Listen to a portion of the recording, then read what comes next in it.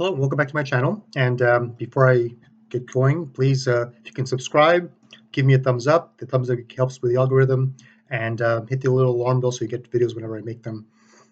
As the title of the thumbnail states, I'm going to talk about the Frankfurt School. And the reason I'm writing about the Frankfurt School, I made the other videos on socialism and fascism.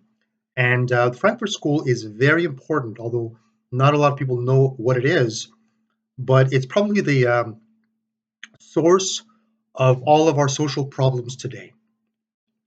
And that's saying a lot, but if you let me explain, I'll let you know how that happened. First, what is the Frankfurt School? The Frankfurt School was a group of academics in Frankfurt, Germany, whatever university they belonged to, I don't know, University of Frankfurt in Germany in the 30s. And there was a group of them, and there was a group of them, let me take a couple of names here.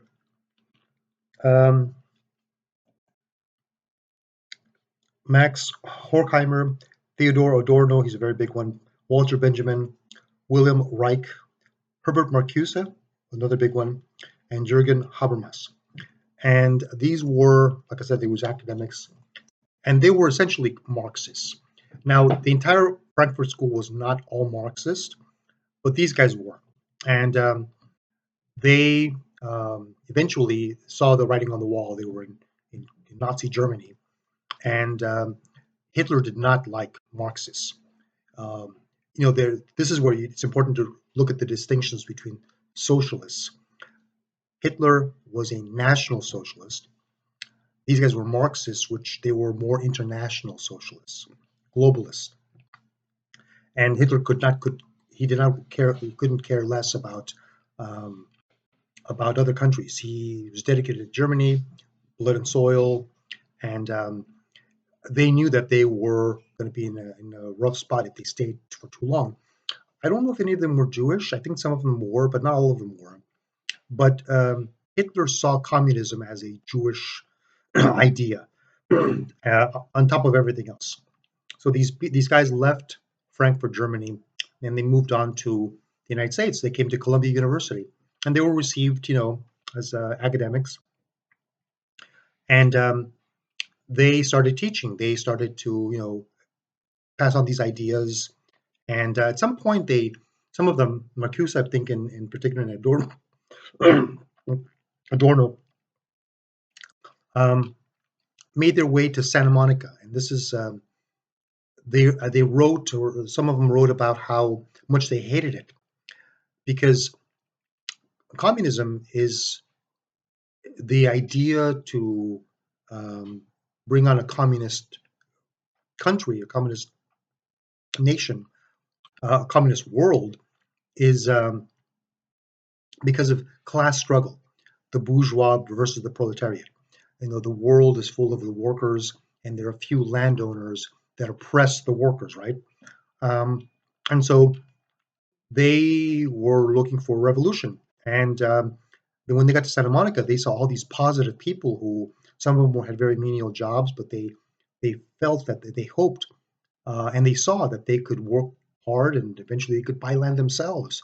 And eventually they saw themselves as coming out of poverty, and there's a growing middle class. And so this is not what they wanted.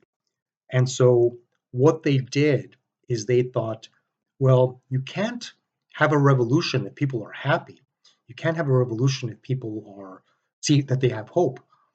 And even by then, some of the, there was a huge problem, of course, with racism, particularly in the South, but some of those things were changing. You hear about Rosa Parks and how she was not allowed to sit in that bus. A few years back, not a few years back, but several years back, there was a black woman who was made to get off of a train in New York. And she won the case with an all-white court in New York City. This was the turn of the century, 1900s. And so things were changing in the United States, and they saw that, everyone was happy. And the black middle class was growing in the 40s and 50s. So they were no longer going to be, at some point, if things were better, they would be, they would progress, and they would not be able to use this, proletariat versus the bourgeois. So they decided that they were going to create this hierarchy of oppression versus oppressed. And so they decided to work on that racism and class struggle.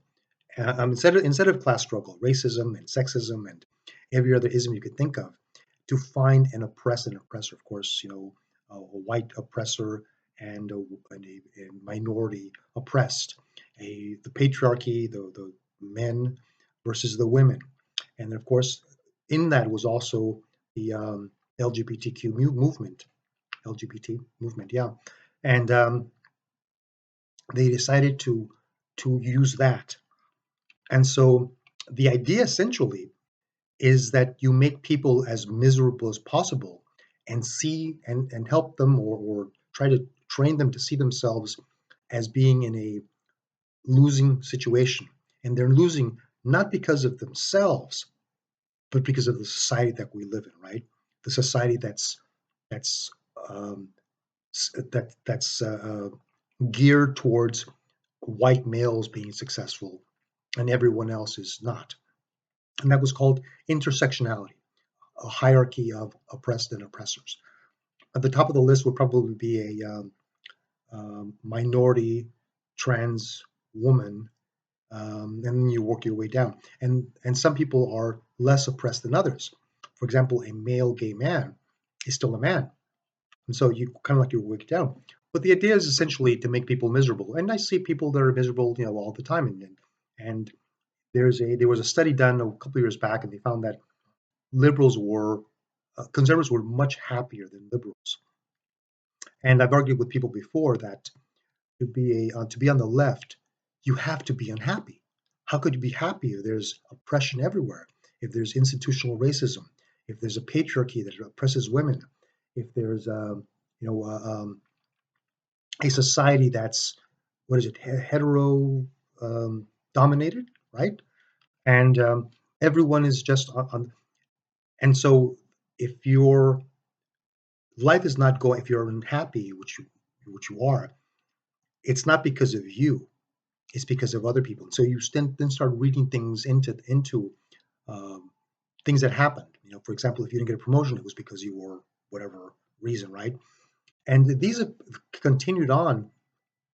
There was something a while back that was here for a while, then it left, was microaggressions, and some of them are still around. Some of them are still in universities. They make it out, but then either they fail or they run their course.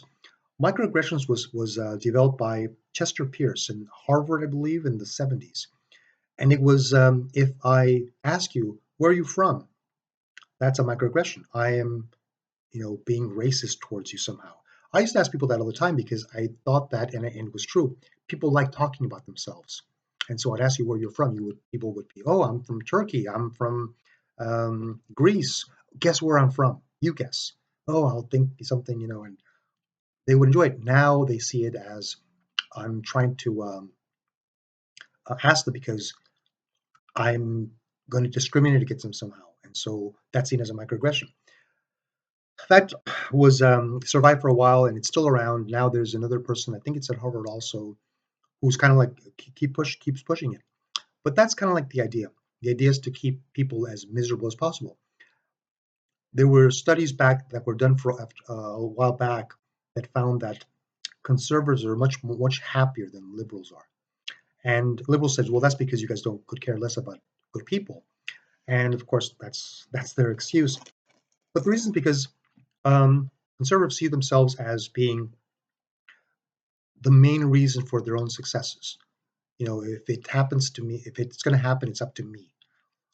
I am responsible for my actions, my habits, and so on. Whereas if you're on the left, um, things happen to you that are beyond your control.